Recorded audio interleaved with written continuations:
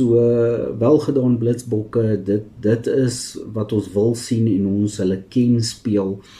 Hulle het gesukkel die afgelope tyd en hierdie was net weer eens het gewys wat die Blitsbokke kan doen wanneer hulle tot hulle potensiaal speel.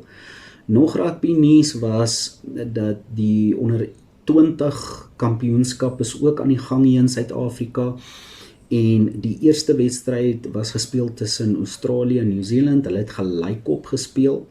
Tweede wedstryd was tussen die onder 20 Springbokke en die Argentyne en die Bokke het daai wedstryd gewen.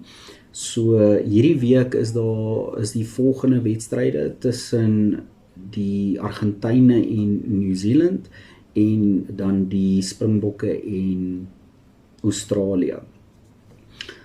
Dan as ons nog kyk na rugby nuus, die Australiërs het genoem dat daar dalk 'n moontlike verandering in afrigting gaan wees met Les King wat kan oorvat by Smit, wat dalk 'n goeie verandering kan wees vir hulle, want ja, hulle sukkel maar op die oomblik ook in hulle rugby.